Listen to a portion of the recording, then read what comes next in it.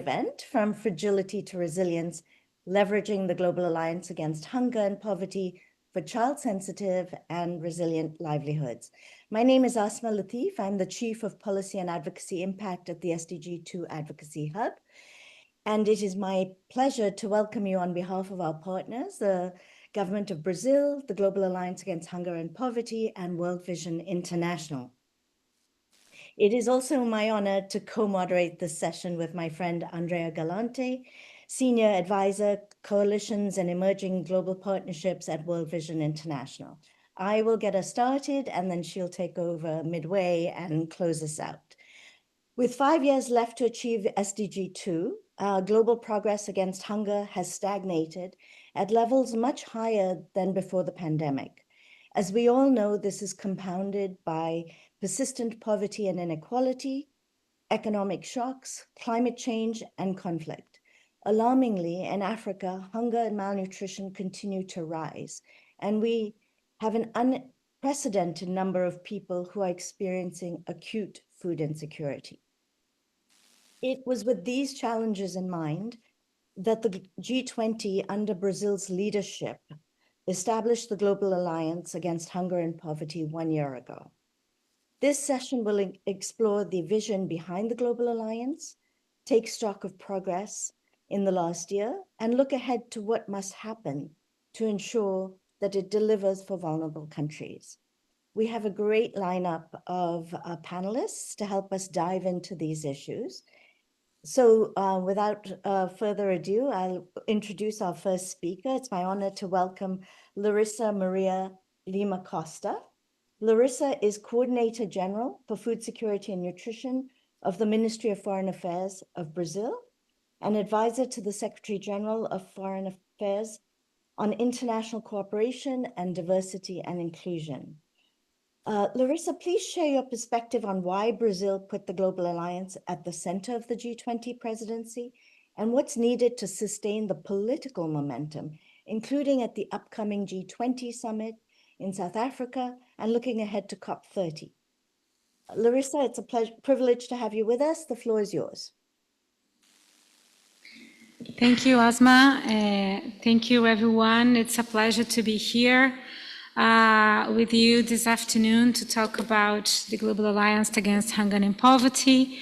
So the first question was, why did Brazil use this opportunity of its presidency of the G20 to build support for the Global Alliance?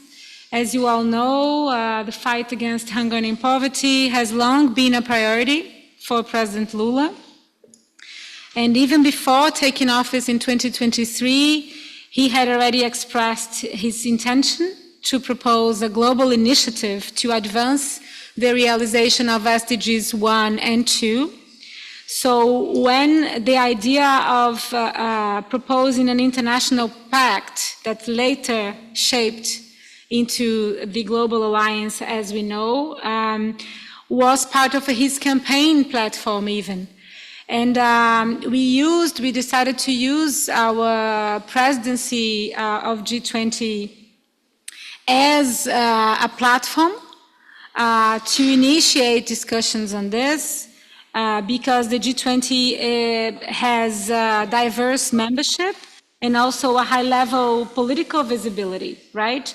So we understood this was the best place at that moment to champion for a recommitment to the implementation of SDGs 1 and 2 in a way that was more action-oriented and not a policy, another policy framework platform. So besides that, there was, of course, the evaluation of a worsening global scenario in terms of a decline in official development assistance, growing inequalities. We had the perception that SDGs 1 and 2 were lacking behind in terms of implementation. So these are the reasons behind the idea of launching this global alliance to scale up country-led and country-driven plans and policies to implement SDGs 1 and 2. The idea was to put the fight against hunger and poverty at the center of the G20 discussions, and we believe we did that successfully. In just 1 year, the Global Alliance of Existence, the Global Alliance has grown to include, correct me if I'm wrong, Federico and Adriana, but I believe now we have 201 in 3, you see, the numbers are changing every day. So we started the week saying that the Global Alliance has 200 members, and we are ending the week saying that it has 203 members, 207 countries, 107 in 3 countries, and then 53 philanthropic. These are the numbers I have, 30 international organizations and 14 financial institutions. The idea behind the Global Alliance, it's an alliance built based in a simple formula, bring together public policies that have proven effective, connect these policies with financial resources and global expertise, promote cooperation without any conditionalities, and ensure country-led adaptation and implementation respecting national contexts. I know that we have a lot of speakers to speak to this afternoon, so I'm going to be very, very simple in my explanation about how the alliance works. But the alliance has a policy basket which serves as reference to countries who are committed to implement policies and programs to to eradicate hunger and poverty. These policies are related to, for example, cash transfer, school meals, public procurement from family farming, access to clean water, productive inclusion, family farming support, among others. Regarding COP30 links with the climate action, climate finance, I had the opportunity to mention this yesterday, that Brazil is putting on the table for COP30 declaration, the Belém Declaration on hunger, poverty and climate action, climate resilience. The idea behind the Belém Declaration on hunger, poverty and human-centered climate action is to put social protection as a foundation of resilience, to empower small-scale producers and to promote just transitions in forests and key ecosystems. We invite everyone, all countries, to endorse the Belém Declaration, to build momentum, to help to support the implementation of activities under the Global Alliance. The Global Alliance, the Belém Declaration draws on existing commitments and Baku principles, the COP28 Declaration on climate action and food systems. And it's important to say that under the Seville platform, the Global Alliance has already submitted an initiative regarding scaling up climate funds and direct these funds to projects and programs related to eradication of hunger and poverty under the Global Alliance umbrella. So we hope that COP30, as President Lula said last week here in FAO, we hope that COP30 will be the COP of implementation, an implementation that is focused on the most vulnerable to climate impacts and also poverty and hunger. And we count on all of you to build momentum, to scale up the programs and projects, country-led and country-driven, to eradicate hunger and poverty. And we hope to see you very soon in Belém. Thank you very much. Thank you, Larissa. That was terrific. It's now my pleasure to welcome Federico Spano. He's a senior policy officer with the Global Alliance's newly established support mechanism.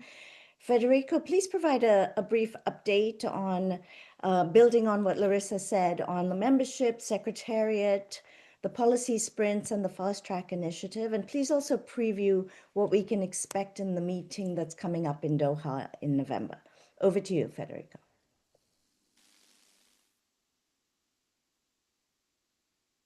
Okay, thank you very much.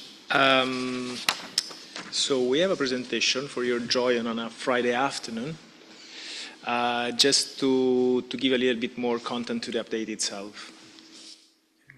Okay, so this is the timeline that I think Larissa covered already. Just to see ahead of us, we have the first leader meeting that is going to happen in a little bit more than a week in Doha, at the back-to-back with the World Social Summit, COP13 Belém, and then some other processes that we'll cover later on. So I'm not going to go into the details of what we want to do, how the alliance works. I just put up this slide to give a sense of what the alliance is not. So it's not a fund, first of all. A lot of time in the few weeks that I've been already working with the Secretariat, with the support mechanism, I got this question. It's not a collection of standardized instruments. So the policy basket, which is the core itself of the alliance, is actually a flexible, it's a collection of flexible tools to be adapted to different contexts. It's not a research institute, it's not a think tank, and it really focused as much as possible in implementing large-scale program at country level. So not focusing on small pilots, but also not directly engaged in the design of national policies, right? We come in a later stage when the policy needs to be implemented. Update on membership. So we have 201 official members, 104 countries, 30 international organizations, 14 financial institutions, and 53 philanthropic foundation NGOs and other civil society organizations. So this is changing every day. So this, again, as Larissa was saying at the beginning of the week, we had other numbers, and we have 2 more members that probably will be officialized by Monday or Tuesday.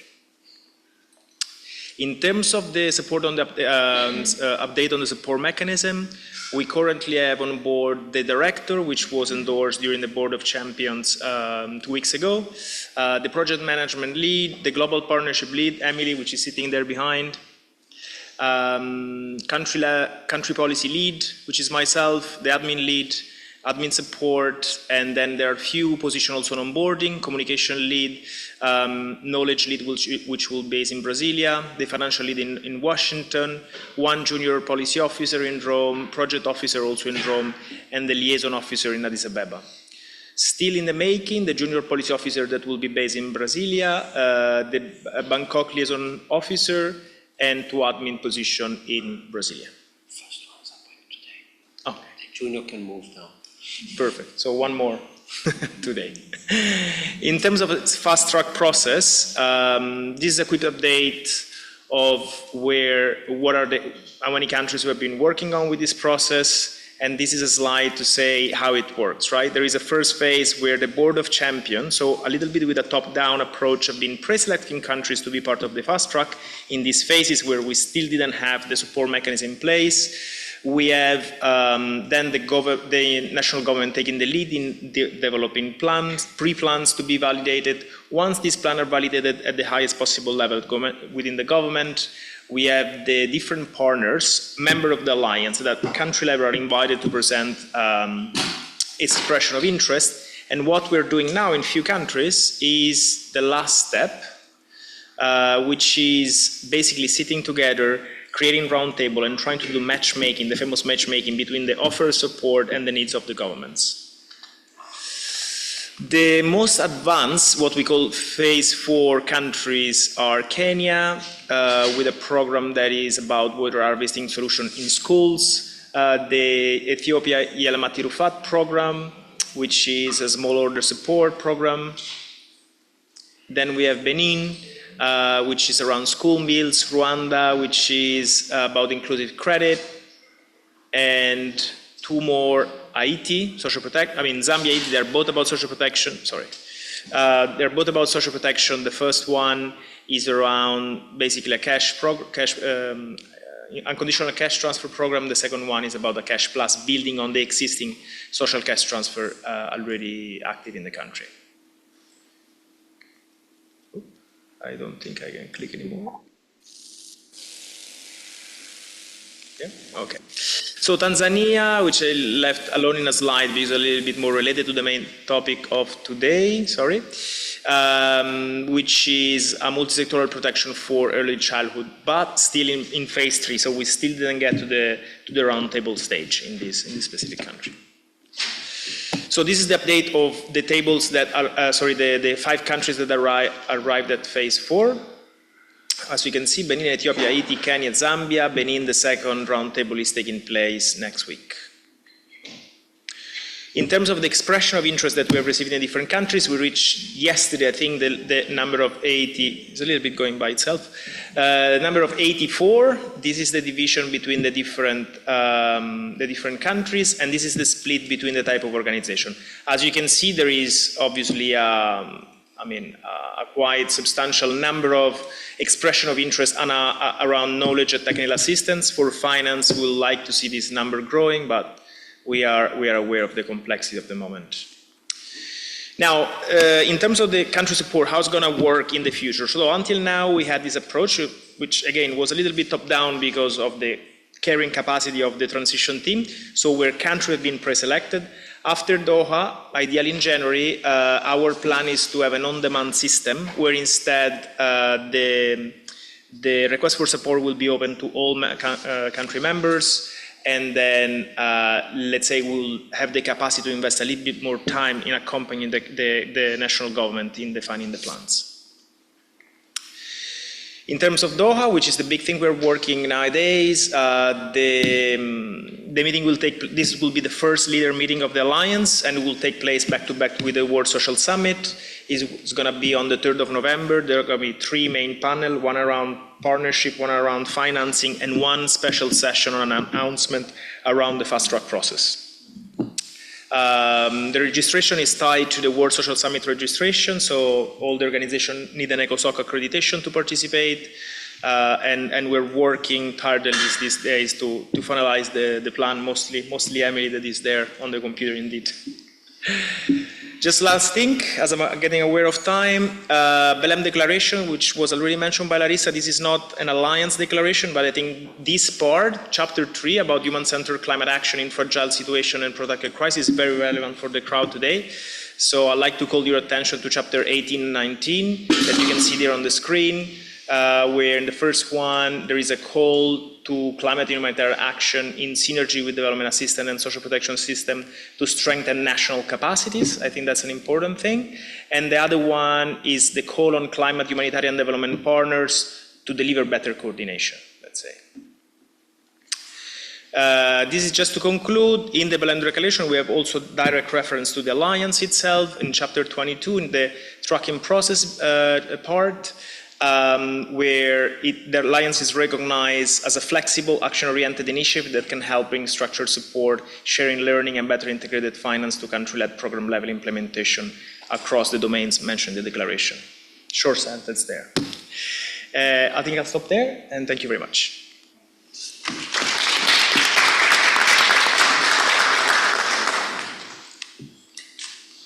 Thank you very much, Federico. Exciting to see the progress that's happening this year and how things will shift next year. I'd like to welcome Her Excellency Ambassador Benito Hambisa Bonta, permanent representative of Ethiopia to the Rome-based agencies. Ambassador, please share your reflections on how the Global Alliance is helping to align financing and with national priorities in Ethiopia, and what practical next steps are needed to ensure that the fast-track Asma, sorry, can you speak closer to the mic? Because then perhaps you'll be better to us to hear from you. Thank you. Is this any better? Okay, great.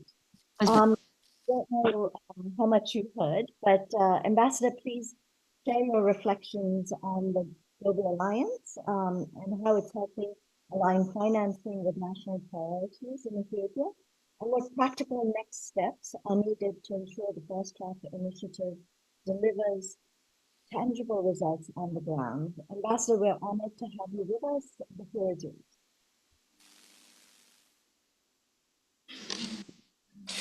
At the outset, I would like to thank the organizers of this important event. Ethiopian government is committed to eliminating hunger, and as part of this effort, in order to combat hunger and poverty, the Global Alliance Against Hunger and Poverty seeks to mobilize financial and intellectual resource, promote collective national lead action through evidence-based programs, and maintain political will. It complements Ethiopia's main programs for food security. This is the rationale behind Ethiopia's membership. As you are likely aware, under the leadership of His Excellency Prime Minister Dr. Abiy Ahmed, Ethiopia has embedded child-sensitive and climate-resilient approaches within its national development architecture, notably the homegrown economic reform and initiative. Through the Global Alliance Against Hunger and Poverty, Ethiopia wants to connect directly with member nations for achieving its goal by bringing expertise, technical and financial partners. Furthermore, Ethiopia is a member of the Board of Champions of the Alliance. Ethiopia also reaffirmed its role as a CADEP champion at the Kampala events and supported operationalizing the new CADEP 2026 up to 2035 strategy and action plan. The second question is, how is the Global Alliance Against Hunger and Poverty supporting Ethiopia to align financial with its national priority? In this regard, the Alliance is supporting Ethiopia to align financing with its national priorities by providing a coordinated platform with resource mobilization, policy alignment, and partnership building around the country's key food security and poverty reduction strategies. The other one is support member countries financially through strategies like blended financing, concessional or co-financing, partnerships, and integrated national financing frameworks. It invites all Alliance members to coordinate funds for key policies and initiatives respecting international obligations.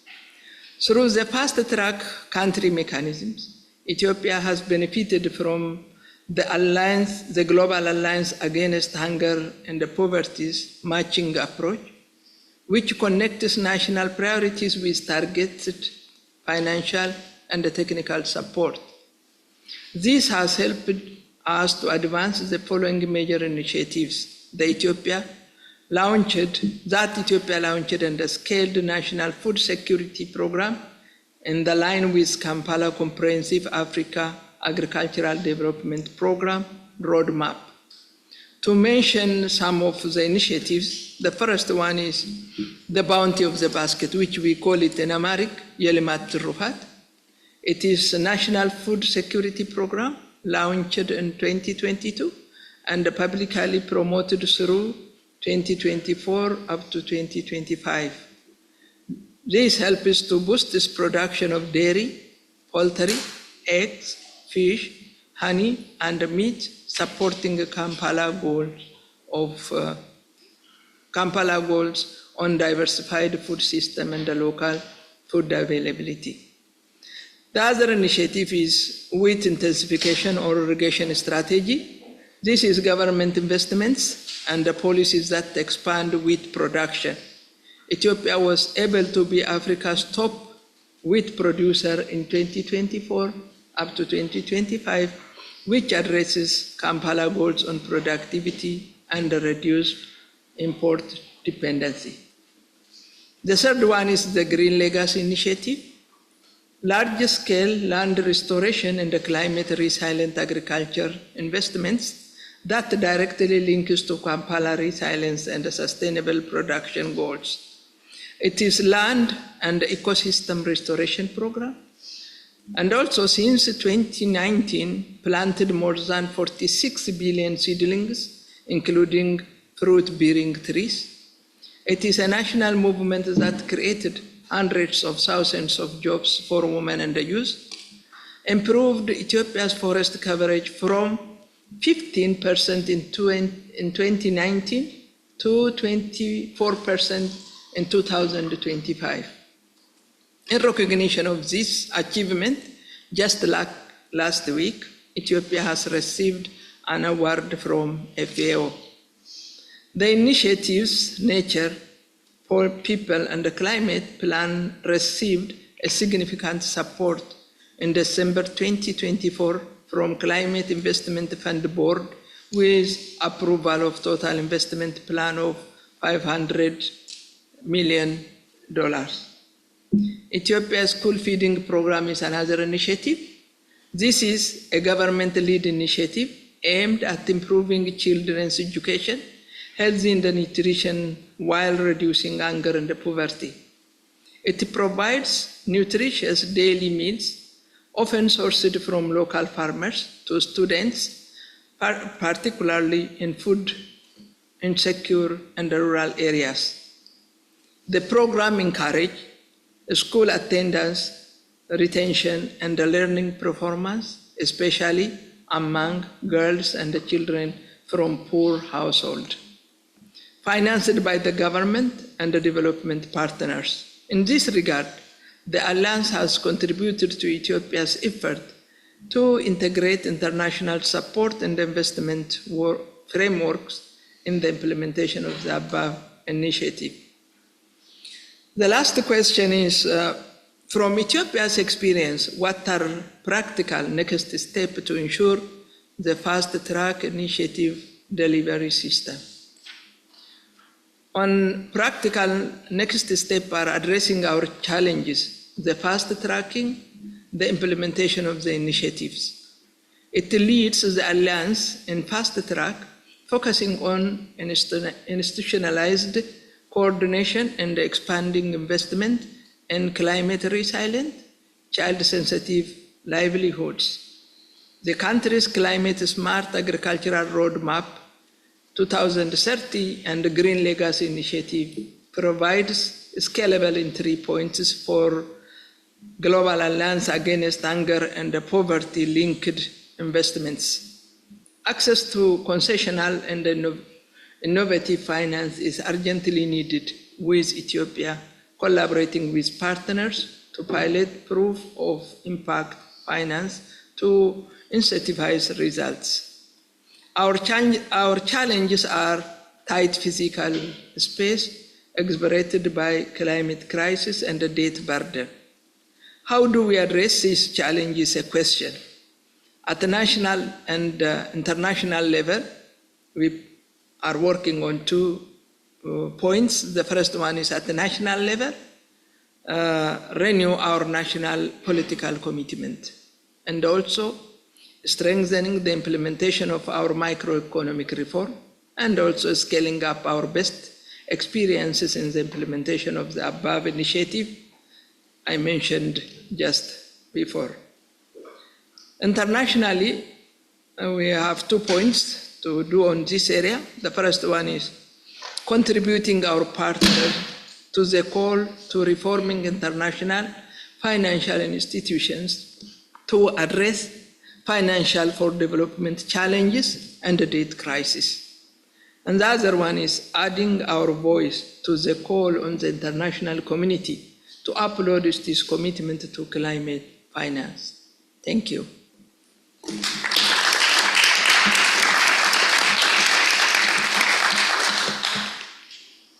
Thank you very much. It's truly inspiring to see how Ethiopia is really harnessing these different aspects of the Global Alliance to advance its own goals. We next have Adriano Campolina, who is the Senior Policy Officer at Food and Agriculture Organization of the United Nations. Adriano, please explain how FAO is contributing to the implementation of the Global Alliance and supporting investment mobilization. How can, in particular in countries like Ethiopia, and how can FAO's experience in resilience building strengthen collaboration with the Global Alliance to enhance country-level outcomes? Adriano, the floor is yours. Thank you very much, Asma, and thank you for the invitation to the Global Alliance, to the representation of Brazil and World Vision. It's a great pleasure to be here, and the SDG2 colleagues. It's a great, really opportunity. Thanks, Asma, and our just to also be very, very grateful to be in the panel with Ambassador Demetrio. It's great to be with you once again this week. Just to start by saying FAO's contribution to the Alliance happens in two levels. One level was the inception of the support mechanism through the development of a multi-donor trust fund to support the mechanism and the hiring of the mechanism. As Federico already gave the numbers on where we are on the recruitments, what I think I should add to that is a little bit of spice on who are those numbers. We are very confident that we did recruit a very, very high caliber support mechanism. We have colleagues that come from various areas of policy experience across actually the policy areas of the policy basket. So we have colleagues from social protection, from nutrition, from food security and family farming support, gender, integrated gender perspective. So we have quite a good scope. Also colleagues from all regions, so we have a good diversity of regions represented, and therefore the experience of policy making and policy implementation varies a lot across countries and across regions. So we have a good wealth of experience as well in these terms. And finally, great expertise in functional areas that are fundamental for the Alliance, such as matchmaking support, such as administration, such as policy dialogues, such as project management, the governance of the Alliance, and so on and so forth. So I think we have a quite good mechanism. We're very proud of it.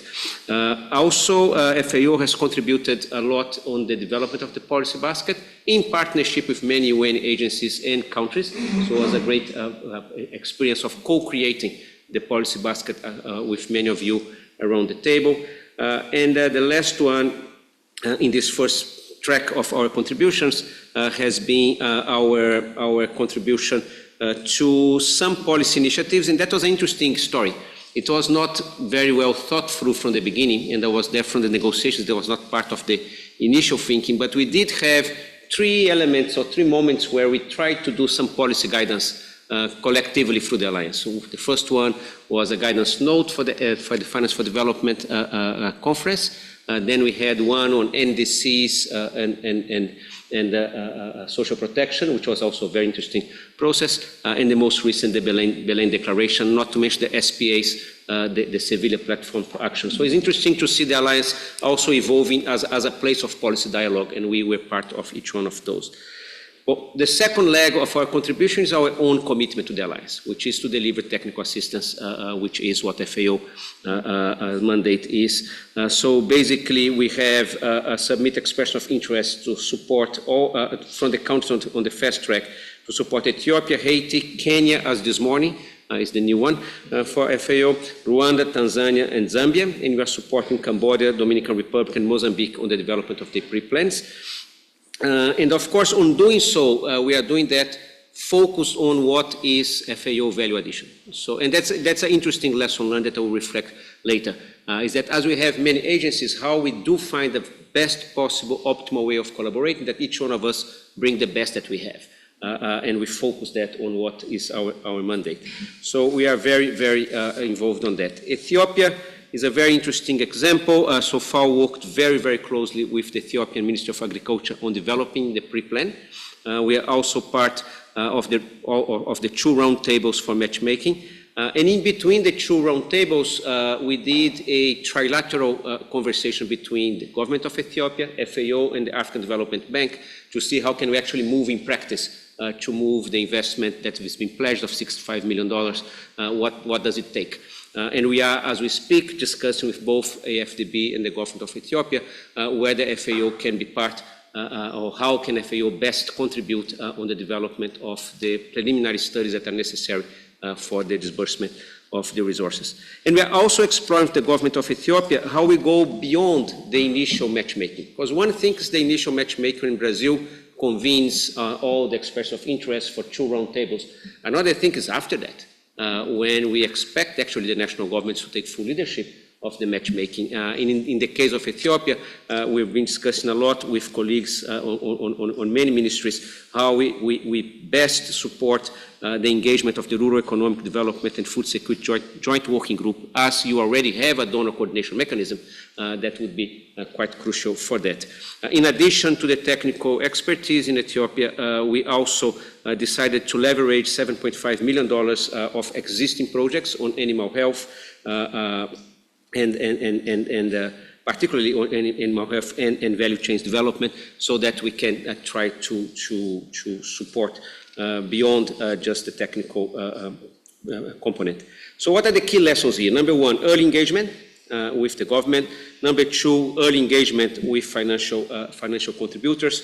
Number 3, strategize the transition to the government-led matchmaking after the first roundtable. I think is the fundamental part.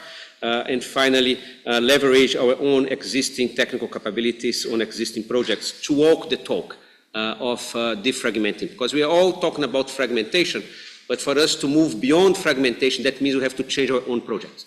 If we don't change the way we do things, we are not actually building the vision of the alliance. It's a lot easier said than done. So I think that's been an interesting element of us really looking at our portfolio of projects. How can we actually move that portfolio closer to the direction where the alliance is going? So I think that's an exercise that's been interesting. On the support and resilience building, I will just touch upon the need to be flexible, adopt content specific and flexible approach while being realistic and pragmatic. The reality on this context changed super fast. So if we are not flexible, you just miss the opportunity to be meaningful and to be relevant, and more importantly, to reread the environment and understand the change that you have to make in a very, very dynamic situation. Is strengthen local capacity and ownership. Once again, focus on your value added. Prioritize early warning, early action, and preparedness. Ensure inclusivity in resilience building, and ensure conflict sensitivity and no harm. That would be probably the main areas that we see as fundamental on those contexts. And finally, how can FAO and the Global Alliance collaborate to enhance country-level outcomes?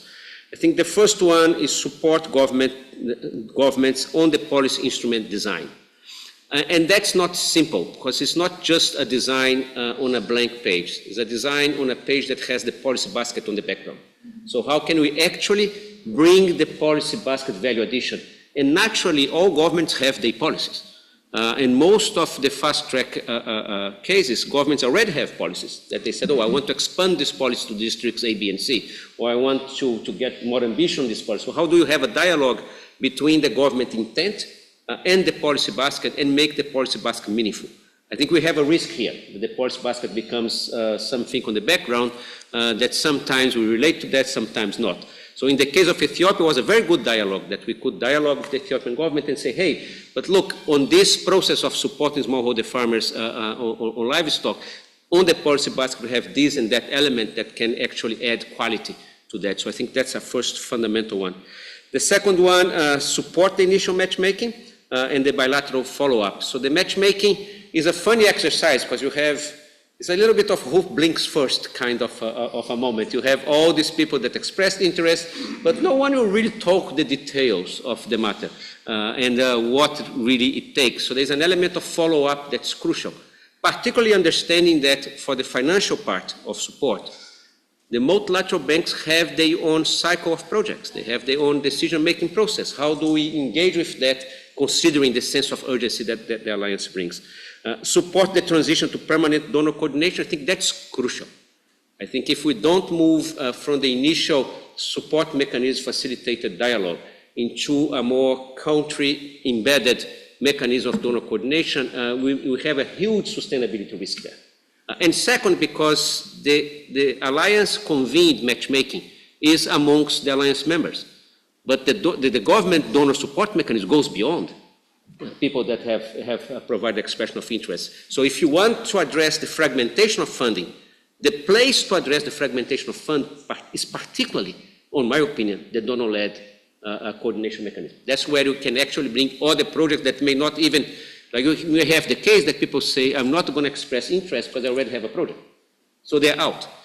So I think the donor coordination mechanism is the fundamental place, and I really pledge the colleagues from the support mechanism, now that I can separate myself from them because my midwife career is coming to an end, is to say I think we have to really look very carefully at the donor coordination mechanism led by the governments, because that's the one that will be the long-term process of dialogue. Leveraging existing projects, as I said, walk the talk. You have to reassure our own, to reassess our own portfolio, and finally, to ensure a coherent provision of technical assistance by the diverse actors. Most of the actors, let me get one example that's a classic, school meals. Everyone deals with school meals from different advantage points. Some have a very strong capacity of implementing at scale. Others bring a stronger technical perspective on how to coordinate the implementation of school meals with family farming procurement. Others have a very strong understanding of the procurement mechanism in itself. So finding a different way in which different agencies and different governments on South-South cooperation will find the optimum combination of technical assistance is not easy business. That requires conversation, that requires a lot of willingness to work together, and more important, that requires, and I'll finish now, I'm sorry for that. And thank you, Adrian. That's a leadership to ensure that that happens on that way. Sorry for going over time. Thank you. No worries. Thank you. And that's a terrific segue to our next speaker. Thank you for raising the issue about fragmentation and the need for sustainable financing in the medium and long term. It's now my honor to welcome Stanley Samkange, Director of Multilateral Program and Country Partnerships at the World Food Programme. Stanley, please share WFP's perspective on its role within the Global Alliance Against Hunger and Poverty. How can the Global Alliance complement global efforts such as the School Meals Coalition to ensure greater alignment and coordination? And please also reflect on how the Global Alliance can support fragile and conflict-affected states. The floor is yours. Good. Well, thank you very much for those questions. Also, thank you for having WP as part of this discussion. I'm very happy to be with you as part of the discussion. Sorry not to be there in person, but glad to be able to participate. WP, like our other Rome-based sister agencies, was an early and strong supporter of the Global Alliance. So we've continued that support, not just throughout the process, but also now moving into the next phase. I'll talk a little bit about substantively the areas in which we are engaged, and then some of the kind of process and more infrastructure support that we've been providing. WP has been working closely with all the governments in the fast-track implementation process who've requested support in areas in which WP has knowledge, expertise, and operational experience to contribute. Of the 13 countries in the fast-track process, WP is directly supporting and working with 8 of them. With respect to school meals, we're working closely with the governments of Benin, Cambodia, and Indonesia on their implementation plans to scale up national homegrown school feeding programs. WFP has worked with over 100 countries to establish sustainable, nationally owned school meals programs, and we're bringing this expertise and experience to support the government implementation plans in the context of the Global Alliance. Additionally, WFP has the Secretariat of the Coalition, WFP as the Secretariat of the School Meals Coalition, is coordinating closely with the Global Alliance support mechanism to ensure that all school meal support requests are coordinated and connected to the School Meals Coalition to ensure that both efforts are reinforcing and there's no duplication. With respect to social protection, WFP is also working closely with the governments of Haiti, Palestine, and Zambia on their implementation plans to scale up social protection and cash transfer programs. These plans have now all moved to the final stage of the fast-track process, and we hope they will result in financial and implementation agreements with partners soon.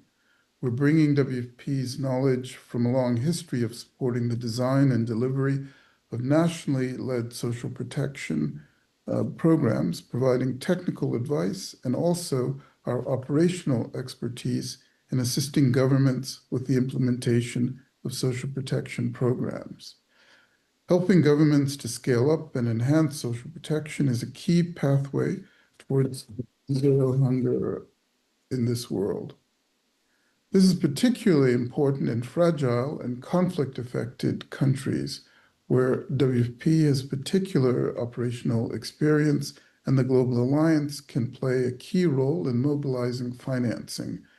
We think the Haiti and Palestine implementation plans can be a real accelerator in this regard, and their success can lead to further requests and scale up via the Global Alliance for countries in fragile and conflict contexts.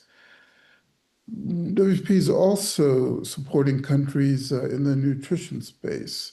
We're providing support to the government of Mozambique to develop an implementation plan focused on nutrition interventions targeted at maternal and early childhood.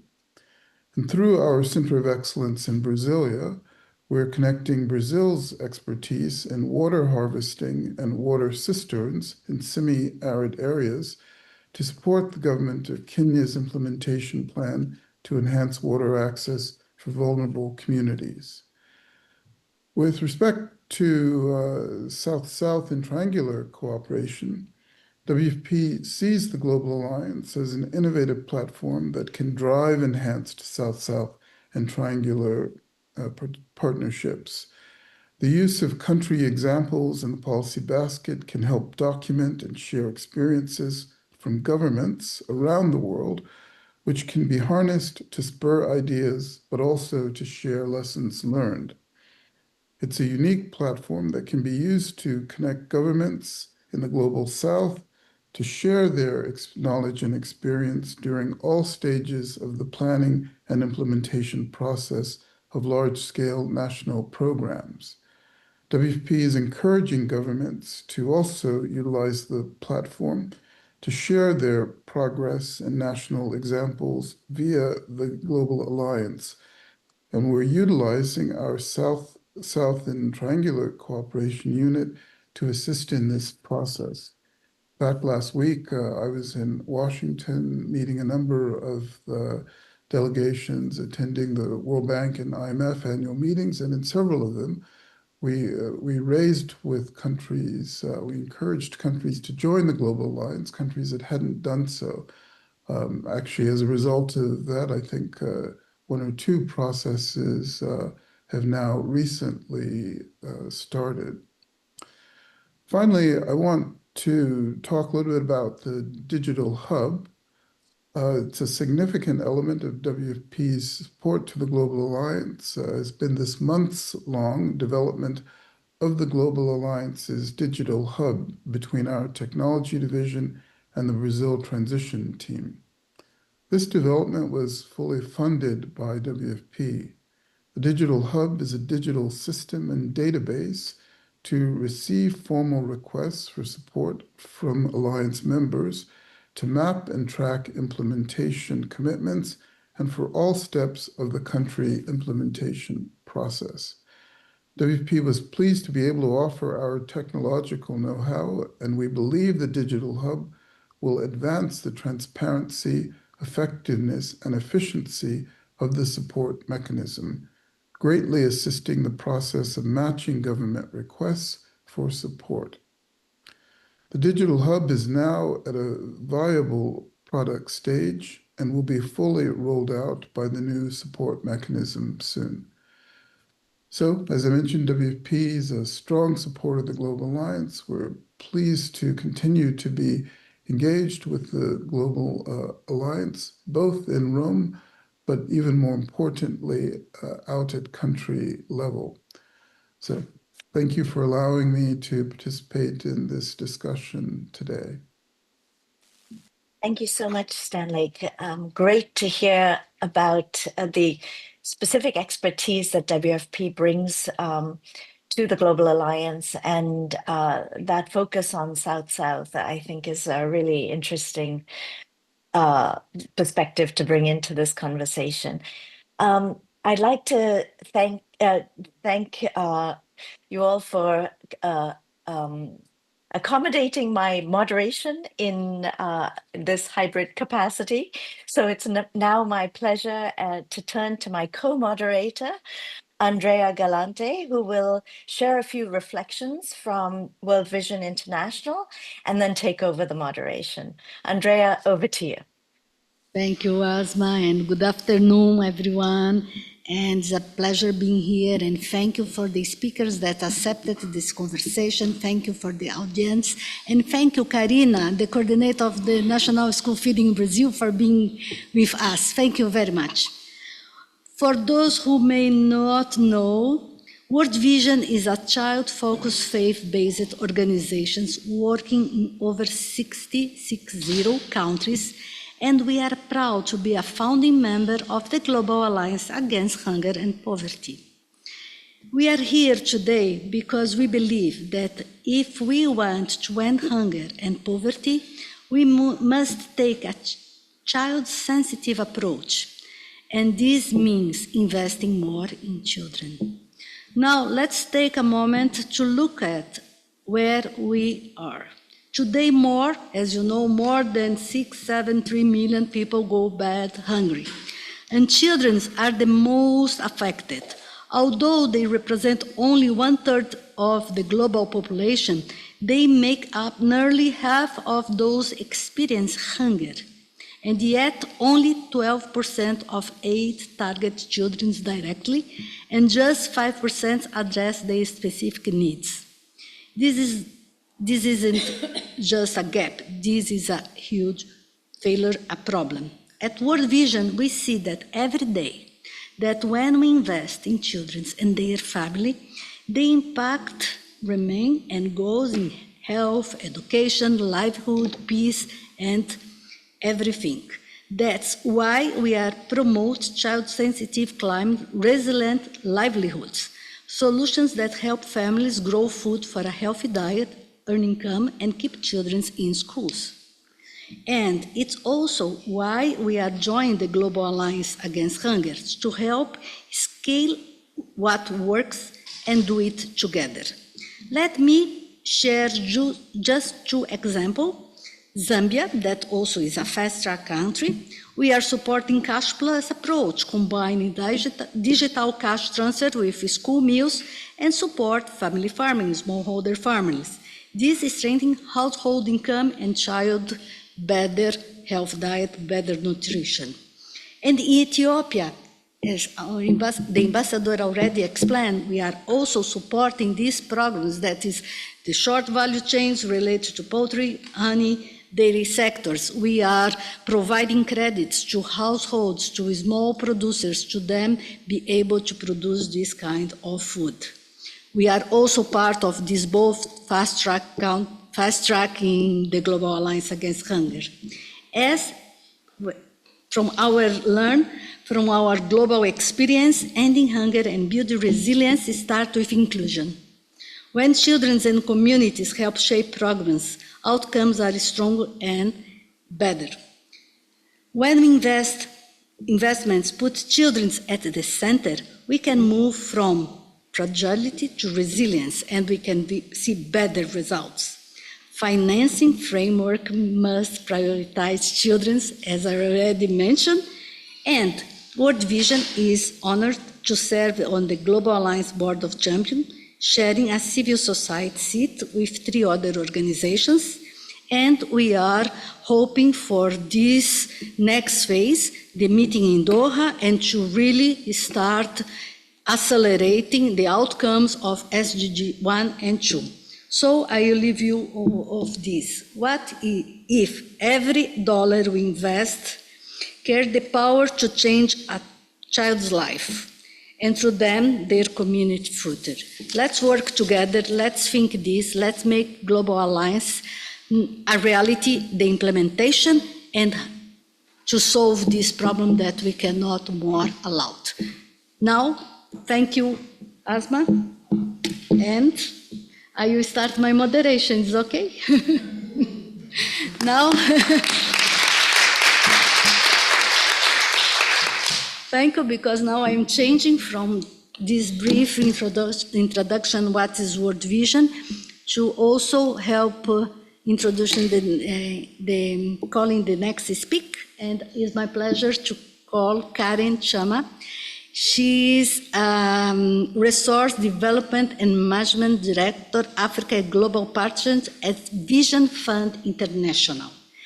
And Karen, please explain to us what is the Vision Fund, how it supports, how this is related to what we are discussing, and how this also could support the fast-track countries that we are bringing here today. Over to you, Karen. Thank you. Thank you, Andrea, and a pleasure to be here. I'm very delighted to be part of the meeting this afternoon. Vision Fund is a child-focused, mission-led international organization of microfinance networks. We have a presence in over 25 countries, actually, where we are delivering our microfinance work.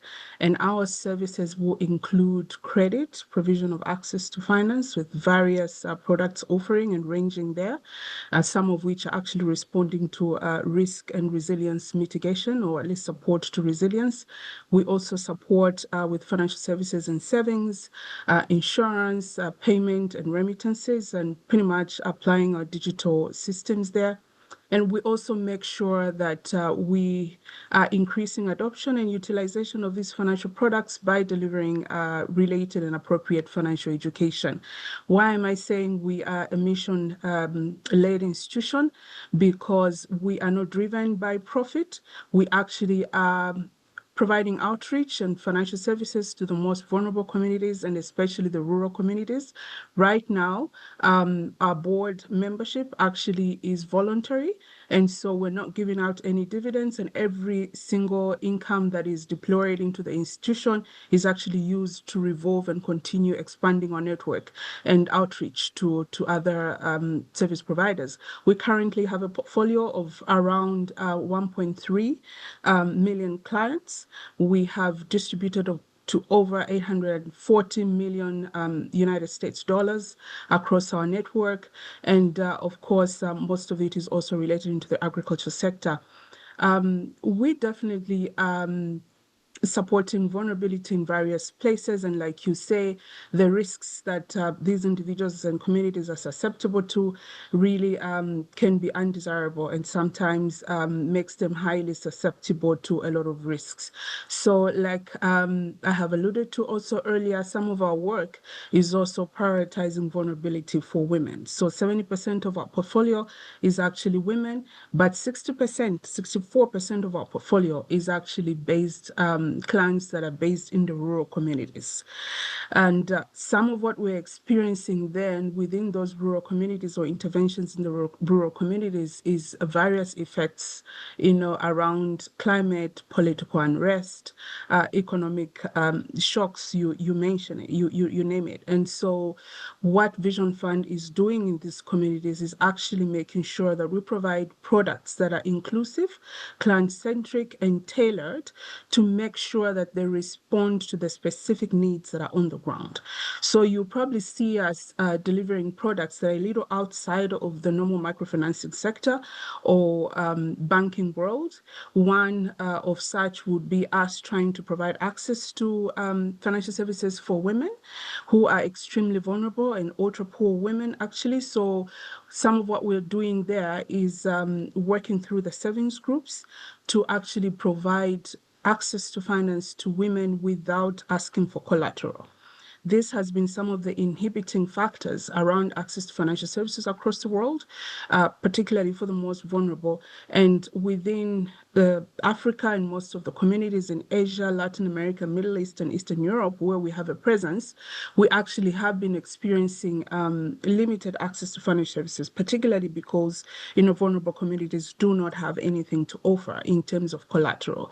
So our tailored products and client responsive mechanisms then try to defy that and provide them an opportunity to actually access credit. We also recognize, particularly in Africa here, that part of the inhibiting issues to growth, especially for communities that are in the rural areas where actually the majority of the native they're primarily reliant on the agriculture sector for their livelihood. And so we try to ensure that we're also developing products, which would include just credit and insurance services as well, that are able to complement some of what they need to do. So within some of those communities, I think we've all spoken about some of the countries in Ethiopia. Speaking from Zambia right now, we have quite a lot of communities where individuals have a lot of land. Somebody has 10 hectares of land, but they don't use it all because they don't have access to finance. What Vision Fund is doing there is supporting them to access that finance so that they can be able to support their tillage, they can be able to expand, the use of that arable land, they can be able to utilize the technical assistance that's coming from entities such as the Food and Agriculture Organization. We've been working with the World Food Program, for example, to ensure that we're responding to resilience even in a situation where individuals are at a moment of fragility. How do we create the behavior and mindset change also that is preparing them to start transitioning from the disaster or susceptibility that they are in to then transition into working enterprises or businesses that are then able to pull them out of the situation they are at. We've also interacted with IFAD into rural programming, and I think our work really providing resilience to these households, responding by providing tailored client-centric financial services, by ensuring where most established commercial banking institutions are not available and being there, by making sure we can, reach out to those communities where, or even individuals who ordinarily would not be accessing those services, really squares and implements and supports, World Food Program, FAO, IFAD, and all the players, the development players that are looking to, complete the value chain in terms of, providing also sustainable resilience that includes access to finance, that then provides them an opportunity to be able to run enterprises and own and feel the ownership for what they are doing. That would be my comment, Andre. Thank you, Karen. Thank you very much for this explanation. I think this makes the point how we are making realities to support more our local community with Vision Fund. Thank you very much and for this explanation, and for sure later we can explore more in other moments. And now I'm pleased to welcome our next speaker, my colleague Dipesh Thakur, Senior Global Director of Local to Global Advocacy and Impact at World Vision International. Dipesh, please reflect on the unique role of faith-based organization in advancing this mission of the Global Alliance Against Hunger, and why and how we are discussing this to accelerate what is the committed through the Global Alliance Against Hunger. Over to you. Thank you. Thank you, Andrea, and appreciate your patience on Friday afternoon. I'm sure you are wanting to go home, but this is important, and it is a collective action. I'm honored to be here, but most importantly, why I am here and more honored and blessed to be here is because that CFS this year is taking alongside Jubilee 2025. 4 doors of Roma open for renewal, for collective action, and let that collective action be also to end hunger and poverty. Andrea, you talked about the context, 673 million people suffering from chronic hunger in a world that is abundant, isn't it? We take the number of children, 150 million children, having is stunted in 2024 report. Whole generation lost in terms of how they grow, in terms of their development skills, so forth and so on. But the thing which I'm trying to bring out is, where are these children? Where are these hungry people? They live in a setting of a community. I worked in Nepal in early days as a community development worker. And the community and the people who are hungry needs to make decisions every day. They need to make choices, either to feed a boy or a girl in contexts like Nepal or India, either to get a girl child married, or to send a child for labor. And what influences these decisions, which are critical and life-changing? These decisions are many times influenced by their faith, by people who influences them, irrelative of religion where they are from. So you can imagine the power of working with faith actors in influencing this decision for people to make right choices, to see that how we are contributing to end hunger and poverty in general. Before coming to this meeting, World Vision did a massive consultation in coordination and collaboration with Caritas and World Council of Churches, and we consulted more than 7,000 faith leaders across more than 20 countries. And let me share what they had to tell you to this audience. They said 4 things. They would like to engage in stronger partnership between faith groups, government, and global stakeholders. What is Global Alliance's response to their voice? They want greater awareness of moral imperative to end child hunger and hunger in general. How do we really create that motivation for them to do so? They really want to be making government accountable, making themselves accountable, to see that policies are implemented, budgets are allocated in a nutrition-sensitive way. And last but not the least, they want to engage with respect to a unified advocacy in countries such as Ethiopia or others that we have identified as the countries for fast track. So how do we make that happen? These are constituencies, these are people who can make a real difference as well. I wanted to also give a bit of highlight to the faith statement, which was launched in 22nd, a collective effort from World Vision International, World Council of Churches, and Caritas International. And there was certain very important call to action which should resonate for Global Alliance as well. The collective voice was the government and international bodies should commit to the right to food, ensuring that right to adequate food is in constitution legal framework accompanied by enforceable accountability target, which means the role that faith leaders they themselves can play. I would not read everything, but only the highlight. Another thing we came up with is relocation of resources. And we know in the climate that we are working in, even the aid architecture is being questioned to a lot, but really wanting to see that shift from profit and security-focused policies towards programs that promote food security agroecology and sustainable agriculture nutrition. Another point which is very important, I believe, is invest on small farmers or smallholders farmers, which constitute actually 70% of the world's food, but they themselves receive minimal. And there were a recommendation around addressing climate change, cancellation of unsustainable and illegitimate debt, ensuring participation, and strengthening social protection.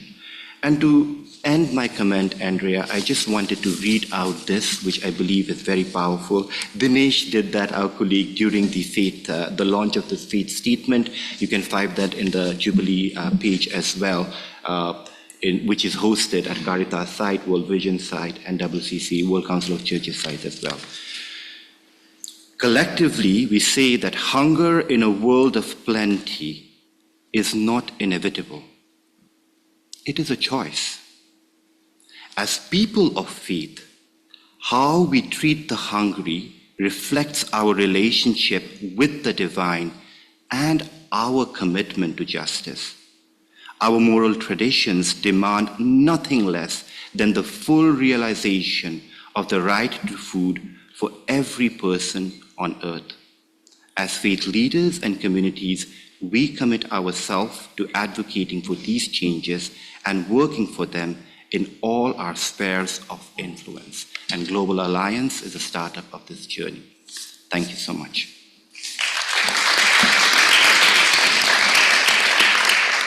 Thank you, Dipesh, to bring this and to explain how faith can add in this global alliance momentum and how we can also accelerate it with the faith community. Thank you. Now we have only 3 minutes, but if all of you accept, let's take 2 questions and then we close the meeting. Is it fine? Yeah. Then I would like to see who would like to. Yes. Let's the second question. We have another. Great. Let's start here. Please introduce yourself and make your question. Thank you.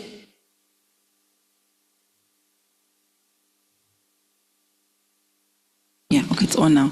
So I am Musamba Mwanga and I work for Caritas Internationally. So building on what Dinesh and Dipesh already have talked about and around the joint statement we did. So I have a specific question which is directed to the colleague from the Global Alliance on Hunger and Poverty and also FAO. And this is more around hearing what the converging point is and around the climate actions. Because I think in the last 2 years, there have been a number of initiatives that have been launched. For example, the COP28 UAE Declaration on Food and Agriculture. And you're now talking about the Belém Declaration that is going to be launched at COP30, and there's also the Sharm el-Sheikh Joint Work Program on Agriculture. And so thinking around the fact that there are a number of initiatives, declarations that are being launched, where is that converging point? And if we're speaking around climate finance and the aspect to do with fragmentation, how are we going to address that particular aspect? Thank you. Thank you for your question. Before FAO, Global Alliance, FAO and Brazil respond, let's take the second question and then we can go to our panelists to respond. Over to you. I guess mine was more geared to if you could expand on the initiatives that are happening in the fast-track countries that are more war-stricken, like Palestine and Gaza. There's a lot of mention of SDG 2, which is ending hunger. And while Gaza isn't the only place experiencing hunger, you can't bring a seed into the country. So there's a lot that's happening there that is, I guess, more viable. I don't know. Yeah. Thank you. Thank you. Now, let's start with Global Alliance and then FAO and Brazil also, if you want to make some comments, is great. And also let me tell that we have a lot of other colleagues that are attending online, but they are not able to make questions. Let's keep here only these 2 and then we close. Over to you, Federico. Okay, thank you very much. So on the first one, around the convergence points around climate justice and anger and poverty, I mean, the Belém Declaration is the document to look at for sure. But I mean, to try not to oversimplify a very complex convergence point, and this is also my it was my previous job exactly focusing on this. It's very much about ensuring that climate investments, climate funds are paying attention to the most vulnerable, to those that are not necessarily the more attractive beneficiaries for the decrease in terms of emissions, but they are the ones that are hit the hardest from climate change. Operation on our side, because again the alliance trying to to work very much hands-on. We are working these weeks to bring in the Green Climate Fund that just became part of the board, which is the biggest fund in terms of climate financing. It's already participated in the Board of Champions, and they are going to come to Doha next week, potentially with interesting announcement around their pipeline investments. On Gaza, yes, as you probably know, we have two fast-track initiatives around Gaza, which, I mean, as you mentioned, they are obviously on hold because we need to have access, first of all. So the idea again is as soon as it will be possible to operate, to prioritize these two interventions. And now as we speak, I was actually in a conversation with our director, because for Doha in the fast track initiative, we were just discussing if it would be possible to bring a Palestine representative to the fast track roundtable. So we're trying to do all we can, but obviously it's a very complex environment. Thank you, Humor. Adriano, Larissa, also Stanley, I don't know if you want to complement or give any remarks. Over. Yeah, I just on the climate action, I think it's also important to be very clear what the different groupings can achieve, right? Because otherwise we start stepping on each other's toes and we go nowhere. So my sense is that what the alliance is about is policy implementation. And that's what the alliance should be good at, and that's what the alliance should deliver. And there are a number of climate-related policies in the policy basket. So I think we should not get distracted from that and try to make the alliance something else. That does not stop the alliance to propose language. So for instance, why we did a policy guidance on the alliance on having poverty and hunger on the NDCs.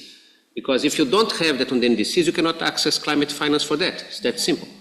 So therefore, you need to have that language there. So I think doing that advocacy is an important thing, but should not deviate the alliance from its fundamental objective, which is to implement national policies at a scale and leverage impact. So that's point number one. On the Gaza situation, you know, we were discussing at some stage when we started discussing where we would do the fast track.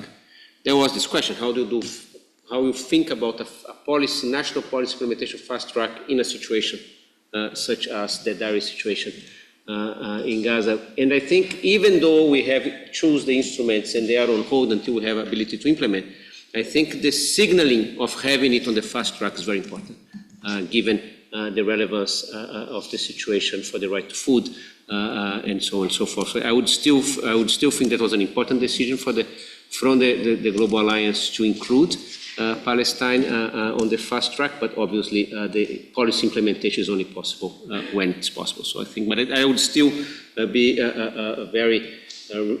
would still highlight the political decision to have that, but I think it's important for the alliance in itself and for the membership of the alliance. Thank you. Larissa, thank you. Yes. I know we are running out of time. Just to react very quickly to what you asked about, multiple initiatives. We don't see the declaration, the Belém Declaration, as simply another initiative regarding climate action and transformation of food systems or eradication of poverty and hunger. What we see, it's a complementarity here, because if the Global Alliance is more action-oriented, the Belém Declaration is in fact a commitment paper where countries will say, okay, we understand and we recognize that the right to food is fundamental for climate action. There will be no climate resilience without a just transition, and there will be no sustainable development without the implementation, the realization of the right to food. So it's a declaration of commitments for those who will endorse the declaration, and this declaration will help, we hope, to build momentum to get more finance from the climate funding, more fundings for projects and plans related to poverty and hunger eradication. Thank you. Thank you. And now, to close, I think we are closing the meeting, but we are starting all these discussions because we recognize that things are not working. We are behind the agenda. We need to accelerate. Global Alliance is a possibility to us make things different. And I believe that we are building this through these dialogues, to these meetings, to these joint actions. Let's continue this. Let's make the commitment to become reality to our communities, because this should arrive there and should save their lives. Thank you for the speakers, for your time. Thank you for all of here. Thank you, Wasma, for the co-moderation, and thank you also certainly all that attended online. Was great having this, and we are continue this, and we are sharing with all of you the faith statement and additional materials that we have. Speakers you send to us and we share with this group. Thank you very much for our time.